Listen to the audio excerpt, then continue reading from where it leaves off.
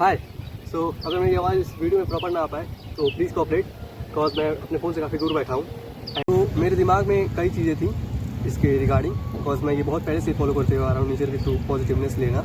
But मैंने उन कई चीज़ों में से फ़िल्टर आउट करके 5 चीज़ें निकाली हैं एंड उन 5 चीज़ों को ऑर्गेनाइज फॉर्म में मैंने लिखा है एंड वो अब मैं बताने वाला हूँ। So let's start the video.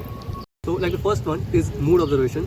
अगर तुम्हें सच में नेचर से पॉजिटिवनेस लेनी है तो सबसे पहले तुम्हें अपना मूड पता होना चाहिए कि इस टाइम तुम फील कैसे कर रहे हो। लाइक अगर तुम्हें एंजाइटी हो रही है तो तुम्हें वो पता होना चाहिए। डिप्रेस फील कर रहे हो, सैड फील कर रहे हो या ओवर थिंक कर रहे हो अपने करियर को लेके, तुम्हें उस बात को लेके मतलब इनको होनी चाहिए, तुम सर्टन रहने चाहिए अपने इमोशन को लेके, तभी ये चीज़ वर्क करती है। वरना अगर तुम अवेयर नहीं रहोगे तो ये काम नहीं करेगा, बिकॉज अवेयरनेस क्रिएट्स कंट्रोल। तो या तुम्हें अपना इमोशन पता होना चाहिए इन सब चीज़ों को फॉलो करते हुए।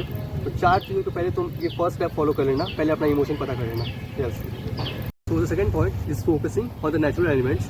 तो अगर हम साइंस की माने तो ग्रीन और ब्लू इन कलर का हमारे दिमाग पे एक अच्छा असर करता है। लाइक ग्रीन से हमारे शरीर में स्ट्रेस हार्मोन कम होते हैं एंड आपको दिख ही रहा है यहाँ ग्रीन टी कितनी है। एंड ब्लू हमारा फोकस इंक्रीज करता है, काइंड ऑफ डबल करता है। आसमान तो ब्लू है बट पानी का never mind. And second point में इस फैक्टर को ऐड करना, विजुअल कॉम्प्लेक्सिटी। लाइक जब तुम एक रूम में रहते हो तो तुम खुद को लॉक कर चुके रहते हो, सैड हो, डिप्रेस हो, जो भी हो, तो तुम्हारा ब्रेन काइंड ऑफ अपने फुल पोटेंशियल तक जा ही नहीं पाता है एंड वो भी ब्लैकआउट हो जाता है काइंड ऑफ। सो जब तुम यहाँ बैठते हो बाहर, इसीलिए लोग कहते हैं नेचर में बैठो, तो तुम्हें एक विजुअल कॉम्प्लेक्सिटी मिलती है जो तुम्हारे ब्रेन के कॉग्निटिव फटीग को कम करता है। एंड तुम एक काइंड ऑफ जब छोटी छोटी चीज़ों को देख के ऑब्जर्व करते हो, उस पेड़ के पत्ती को हिलना या फिर फ्लो ऑफ वाटर को देख के, तो काइंड ऑफ माइक्रो मेडिटेशन है तुम्हारे लिए। तो हाँ, तुम इस फैक्टर का भी ध्यान रखना। And second point is the main point. इसके अंदर जितने फैक्टर आते हैं सबका ध्यान रखना। तो मोस्ट प्रोबेबली तुम ये sadness, depression and low feel करने से निकल पाओगे एंड तो एक्चुअली नेचर को प्रेस कर सकते हो और इसके पॉजिटिविटी को ले सकते हो अपने अंदर। तो हाँ, third factor is sunlight.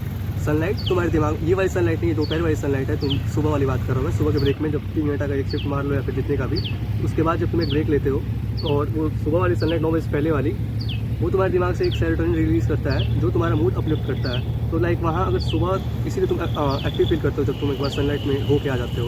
And the last factor is sensory engagement. Like इसमें 3 चीज़ें आ जाएंगी। अगर तुम ब्रेक लेते हो तो देखो कैसे इससे फायदे होते हैं। फर्स्ट, विजुअल के थ्रू जो भी तुम अपने आँख के सामने जो भी देख रहे हो नेचर में वो।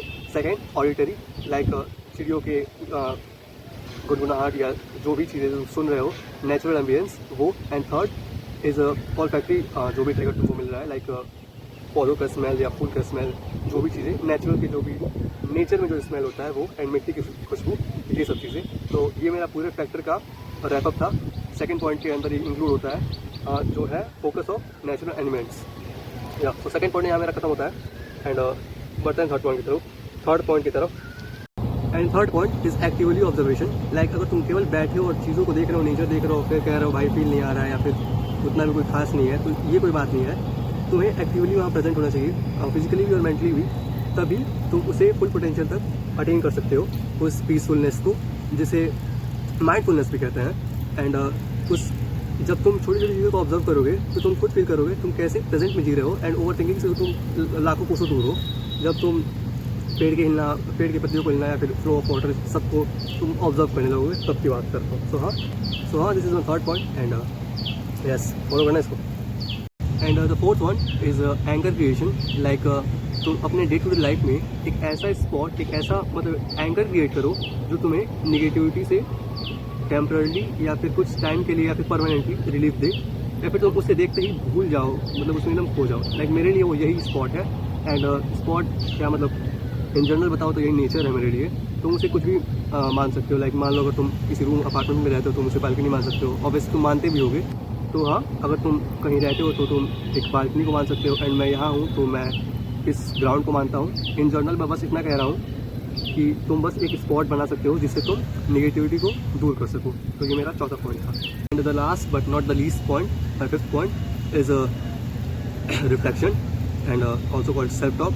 लाइक इन सब चीज़ों के बाद, चारों पॉइंट फॉलो करने के बाद या फिर इंडिविजुअली इसको फॉलो करने के बाद या इस नेचर को देखने के बाद, तुम खुद को सेल्फ रीइंफोर्स कर सकते हो या फिर खुद के बारे में तुम खुद से क्वेश्चन पूछ सकते हो कि मैं इस टाइम कितना कैसा फील कर रहा हूँ, या फिर तुम खुद को क्या बोलते हैं, फोर्स कर सकते हो खुद को, मतलब पुश कर सकते हो कि हाँ अच्छा फील कर रहा हूँ, खुद के बारे में अच्छा बोल सकते हो, सर पॉजिटिव टॉक कर सकते हो खुद के बारे में तुम। तो यार this is my whole video, I hope मैं अच्छे से एक्सप्लेन कर पाया हूँ। मिलता है अगली वीडियो में, टिल देन बाय।